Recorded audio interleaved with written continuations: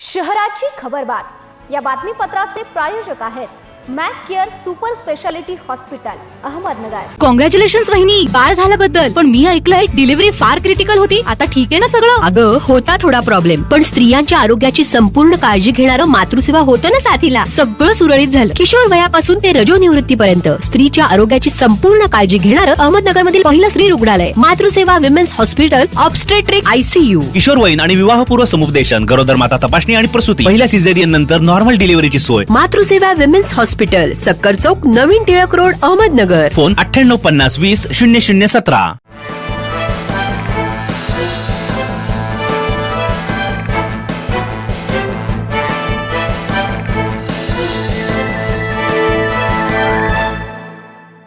नमस्कार, मी साक्षी, न्यूज 24 सह्याद्रीमध्ये तुमचे स्वागत। पाहूया अहिलानगर शहरातील महत्त्वपूर्ण बातम्यांचा आढावा शहराची खबरबातमध्ये।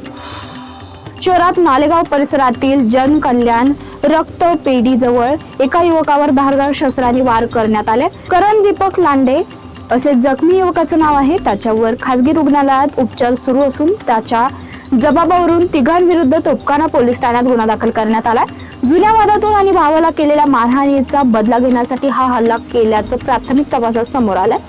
शिवाजी बाबूराव अनबुले, संभाजी बाबूराव अनबुले आणि राहुल बाळासाहेब वाकळे या तिघांविरुद्ध गुन्हा दाखल झालाय।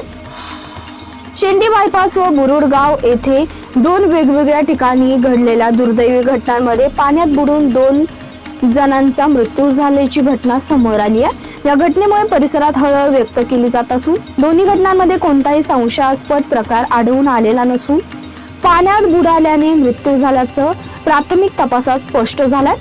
संबंधित पोलीस ठाण्याकडून पुढील तपास सुरू आहे। या प्रकरणी MIDC पोलीस ठाण्यात अकस्मात मृत्यूची नोंद करण्यात आली आहे।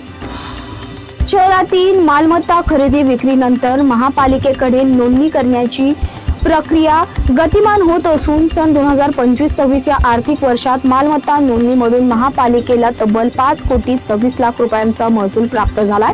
एकूण 3,420 मालमत्ताधारकांनी खरेदी किमतीचा 1% शुल्क भरून महापालिकेकडे मालमत्ताची नोंदणी केली असल्याची माहिती महापालिका आयुक्त यशवंत डागे यांनी दिली आहे। MIDC निंबळक रस्ता परिसरात एक चालकाला कारचे ऑइल तपासणी महागात पडलाय। कारचं ऑइल लिकेज पाहत असताना चोरट्यांनी कारमधील 1,60,000 रुपयांची रोकड व शालेय साहित्य असलेली पिशवी लंपास केली आहे। या प्रकरणी MIDC पोलीस ठाण्यात तिघांवर गुन्हा दाखल झाला। याबाबत बाळू माधव कोतकर यांनी फिर्याद दिली आहे।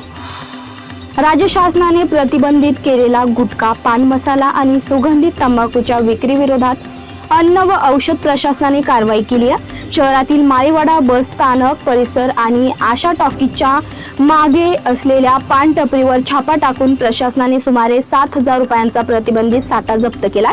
या संदर्भात कोतवाली पोलीस ठाण्यात तिघांविरुद्ध 3 स्वतंत्र फिर्यादी दाखल करण्यात आल्यात। अन्न सुरक्षा अधिकारी किरण जगदाळे यांच्या फिर्यादीवरून नोमान नासिर सय्यद यांच्या विरोधात गुन्हा दाखल करण्यात आलाय।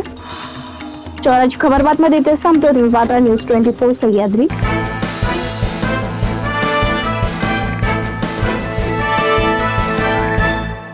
शहराची खबरबात या बातमीपत्राचे प्रायोजक होते Mac care super speciality hospital Ahmednagar.